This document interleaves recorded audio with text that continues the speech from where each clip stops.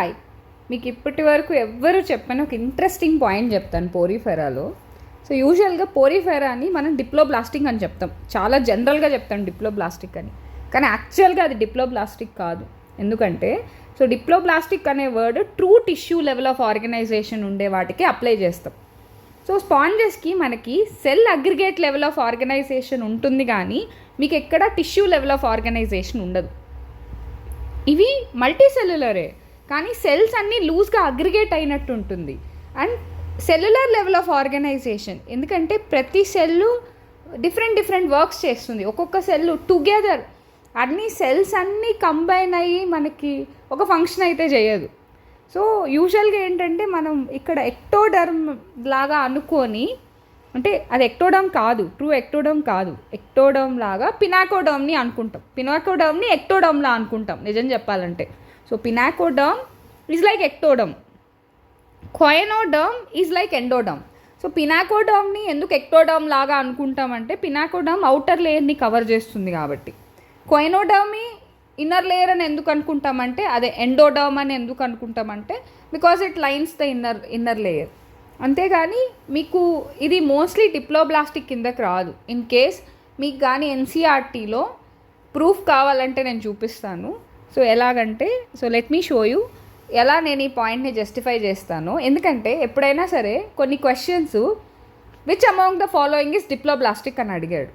దాంట్లో మీకు హైడ్రా ఉంది, అలానే at the same time spongilla ఉందనుకోండి, మీరు దేనికి వెళ్ళాలి? హైడ్రాకే వెళ్ళాలి, స్పాంజిల్లాకి వెళ్ళకూడదు. ఎందుకో నేను ఇప్పుడు మీకు ఒక ప్రూఫ్ చూపిస్తాను. సో ప్రూఫ్ ఏమిటంటే, ఇప్పుడు ఇక్కడ ఎన్సీఆర్టీలో మీకు ఎక్టోడమ్ ఎండోడమ్ అనేది డిప్లోబ్లాస్టిక్ అని పిలుస్తాము అని చాలా క్లియర్గా ఇచ్చాడు. 2 embryonic layers, and external ectoderm and internal endoderm అయితేనే మనం డిప్లోబ్లాస్టిక్ అని పిలవాలి. ఎగ్జాంపుల్ చూడండి, మీకు ఇక్కడ సీలెంట్ రేట్సే ఇచ్చున్నారు, స్పాంజెస్ ఇవ్వచ్చుగా, ఎందుకు ఇవ్వలేదు? అండ్ ఇంకొక పాయింట్ కూడా చూపిస్తాను.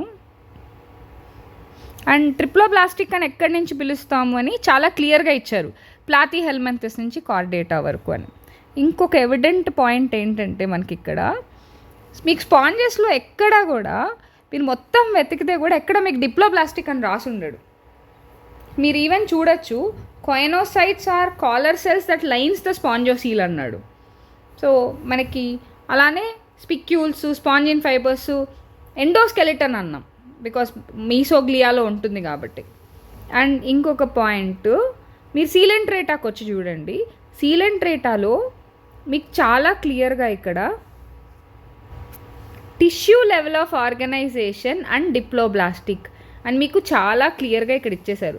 Tissue level of organization and diploblastic అని అంటే ట్రూ టిష్యూస్ ఉండేది సీలెంట్ రేటా నుంచే.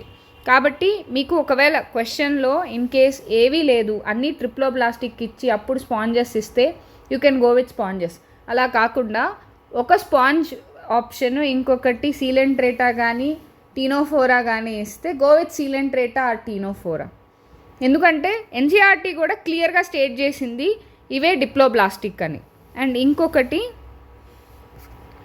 ఇక్కడ కూడా చూడండి, radial symmetrical diploblastic organisms and with tissue level of organization. So Cnidaria and Ctenophora గట్టిగా జస్టిఫై చేస్తున్నాయి ఆ పాయింట్ని డిప్లోబ్లాస్టిక్ అని. కానీ పోరిఫెరా గురించి మీకు ఎక్కడా మెన్షన్ చేయలేదు అవి డిప్లోబ్లాస్టిక్ అని.